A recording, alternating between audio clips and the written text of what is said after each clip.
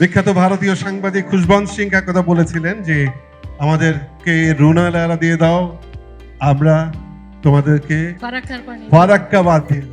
রুনাকে দিয়ে দাও, বিনিময়ে ফারাক্কার সব পানি নিয়ে যাও। এই লাইনটা অনেকেই শুনেছেন। অনেকেই মনে করেন এটা ফারাক্কা বাদ নিয়ে ভারত বাংলাদেশ কূটনৈতিক আলোচনার একটা বাস্তব প্রস্তাব, কিন্তু আসল ঘটনা একেবারেই আলাদা। চলুন জেনে নেই পুরো ঘটনা।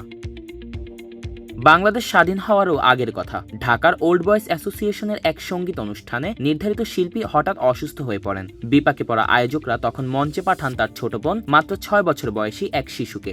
সেই শিশুটি পরবর্তীতে হয়ে ওঠেন উপমহাদেশের কিংবদন্তি কণ্ঠশীল। গান গেয়ে পেশাদার সঙ্গীত জীবন শুরু করেন তিনি। অল্প সময় হয়ে ওঠেন পশ্চিম পাকিস্তানের জনপ্রিয় কণ্ঠশিল্পী।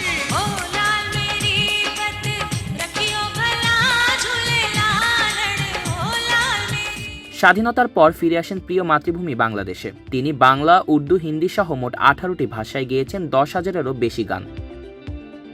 তৎকালীন ভারতের প্রভাবশালী পত্রিকা ইলাস্ট্রেটেড উইকলি অব ইন্ডিয়ার সম্পাদক ছিলেন খ্যাতনামা সাংবাদিক লেখক খুশবন্ত সিং। তিনি ছিলেন রুনা লায়লার ঘোর সমালোচক। একবার সমালোচনার উদ্দেশ্য নিয়েই তিনি গিয়েছিলেন রুনা লায়লার গান শুনতে, কিন্তু সেই অনুষ্ঠানে রুনা লায়লার গান ও পরিবেশনা দেখে তিনি এতটাই মুগ্ধ হয়ে যান যে পরদিন নিজের পত্রিকায় লিখে বসেন সেই বিখ্যাত লাইন, রুনাকে দিয়ে দাও, বিনিময়ে ফারাক্কার সব পানি নিয়ে যাও।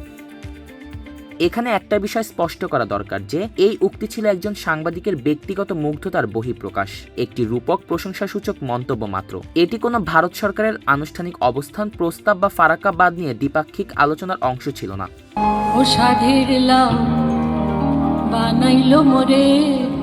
রিফাত হাসান মিথুল, নিউজ ডেস্ক, প্রতিফলন।